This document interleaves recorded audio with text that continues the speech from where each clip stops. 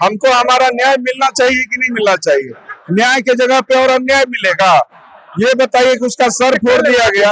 आज सर हम लोग जो है शांति मार्च एक सोच रहे हैं निकालने का संध्या में, लेकिन प्रशासन कह रही है उपद्रव कर रहे थे। क्या उपद्रव कर रहे थे? किसी का गाड़ी का शीशा टूटा है, किसी का कुछ भी, एक बीजेपी का बैनर का भी कुछ भी खरोच आई है। हमारी जो विपक्ष भी है ना, बस राजनीति सेकना चाहती है, वो भी खुल के पूरा सपोर्ट में नहीं आ रही। नमस्कार, मैं सिर्फ और आप देख रहे हैं आर्यन खबर। देखिए, एक बार फिर से हमारी जो मौजूदगी है वो पटना के गर्दनी बाग में है और पटना के गर्दनी बाग में लगातार 26 दिनों से बरकरार है संविदा कर्मी, अपनी मांग को लेकर अड़े हुए हैं। लेकिन वहीं कल एक वाकया सामने आया कि पूरे संविदा कर्मी हजारों की संख्या में बीजेपी कार्यालय अपनी मांग को लेकर पहुंचते हैं और शांतिपूर्ण वहां बैठ जाते हैं। लेकिन इसी बीच पुलिस के द्वारा लाठीचार्ज होती है, लेकिन उस लाठीचार्ज में कई लोग घायल होते हैं। वहीं 4 लोगों पर केस भी होता है और 400 अज्ञात लोगों पर भी केस होता है। क्या कुछ है इनकी अभी की रणनीति और आने वाले दिनों में रणनीति क्या तैयार कर रहे हैं ये लोग, और साथ ही साथ कल के मुद्दे को लेकर क्या कुछ कहेंगे? क्या कहिएगा? कल जिस प्रकार से आप लोगों पर लाठीचार्ज हुआ, केस हो गया, आप लोग के 400 अज्ञात लोगों पर केस हुआ है आप लोगों पे।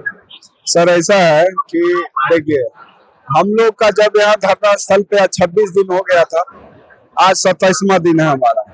जब हम अपनी मांग को लेकर के बार बार सम्राट चौधरी सर, हमारे जो डिप्टी सीएम है, 2 डिप्टी सीएम सर है ना बीजेपी के, विजय कुमार विनय सिन्हा के पास गए।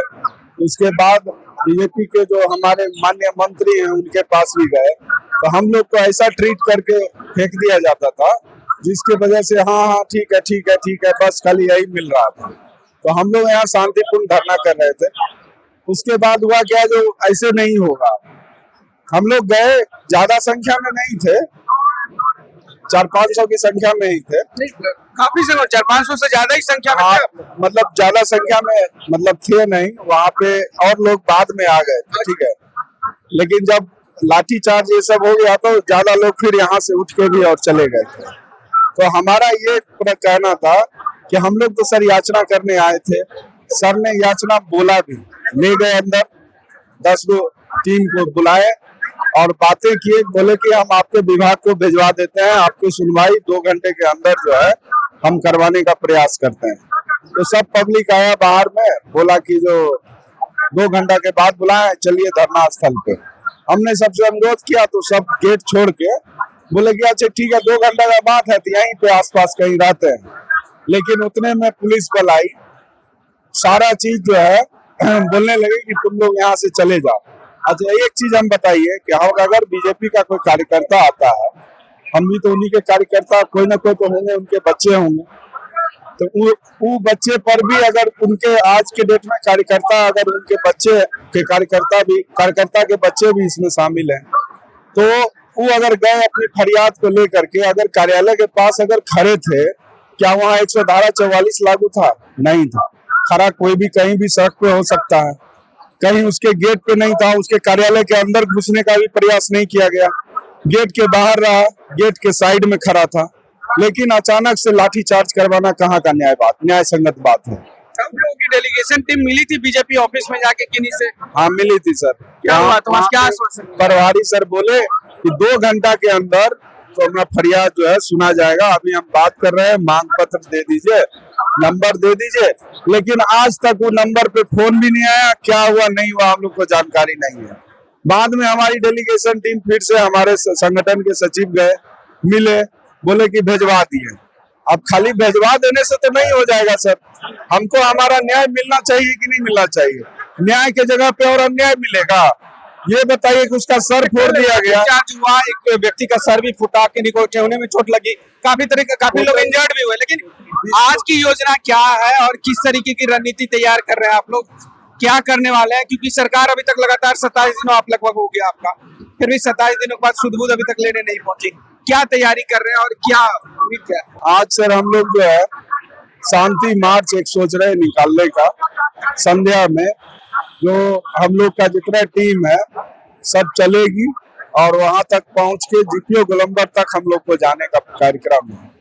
उस बीच में जो है हम लोग को यहाँ उपद्रव प्रशासनिक आपने आदेश लिया, क्योंकि इतनी संख्या में जाना आप कह रहे हैं जिस प्रकार से। सर इतनी संख्या जाने की जरूरत नहीं है, हमारी बात किस तरह से पहुंचे, कम संख्या लेके ही जाएंगे। आप समझ रहे हैं 8,000 को अगर ले जाएंगे वहां पे तो क्या से क्या हो जाएगा, वहां पे सड़कें जाम हो जाएंगी। तो हम उस सब चीज का भी ध्यान रख रहे हैं, किसी प्रकार के किसी तरह से पब्लिक को कोई परेशानी नहीं हो, और सब डिसिप्लिन इंजीनियर हैं।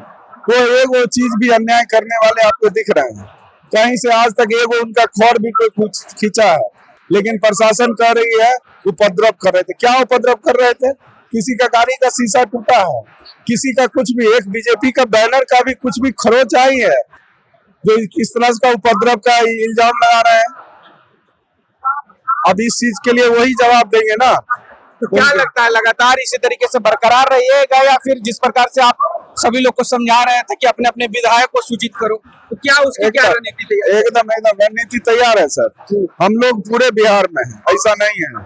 जो भी विधायक उनके आएंगे वोट मांगने के लिए, अब पहले यहाँ से सब बच्चा उठ के, जब तक उनका परिवार का बच्चा नहीं चला जाएगा अपने अपने घर को, तब तक उनको भी घुसने के लिए नहीं देंगे हम लोग पंचायत में। तो विपक्ष के लोग कुछ आए कि नहीं आए, कि विपक्ष की तरफ से कुछ बातचीत हुई कि नहीं? देखिए सर, हमारी जो विपक्ष भी है ना, बस राजनीति सेकना चाहती है, वो भी खुल के पूरा सपोर्ट में नहीं आ रही है। हम लोग सर यहाँ नेतागिरी करने नहीं आए, हम लोग यहाँ पे अपनी मांग को लेने के लिए आए थे कि जो हमारे साथ शोषण दोहन हुआ, और कहते हैं कि एक चीज तो और हमको हंसी आ रही है, इतने बढ़िया प्रवक्ता हैं बीजेपी के, नाम तो सर अभी हमको याद नहीं है, लेकिन हम एक उनका देख रहे थे कॉन्फ्रेंस, वो भी प्रेस कॉन्फ्रेंस रखे थे, वो बोल रहे हैं कि 11 महीना का कॉन्ट्रैक्ट खत्म हो गया, इसीलिए ये लोग रोड पे बैठ गए, इसीलिए इस लोग हट गया है। इसीलिए जानकारी तक नहीं है अपने विभाग के बारे में उन लोग को, कि कौन पद कब बहाली हुआ नहीं हुआ, और वो चले टीवी पे इंटरव्यू दे रहे हैं, कुछ से कुछ बोल दे रहे हैं, कुछ से कुछ बोल दे रहे हैं। अरे भैया, हम 5 साल से यहाँ काम कर रहे हैं, सर्वेक्षण 5 साल से चल रहा है, भूमि सर्वेक्षण। आप इस चीज को बोलिए, और 5 साल में हमारा उम्र एक्सपायर हो गया, हम अब कहाँ जाएंगे, हमारा एक्सटेंशन नहीं हुआ।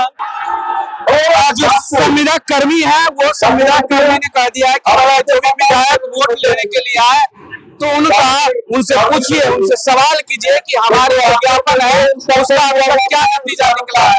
अब देखना होगा आने वाले दिनों में क्या कुछ होता है, इसको लेकर हम बने रहेंगे, आपको अपडेट देते रहेंगे। फिलहाल के लिए इस खबर में इतना ही। कमेंट में जरूर बताइएगा। फिलहाल बहुत बहुत शुक्रिया।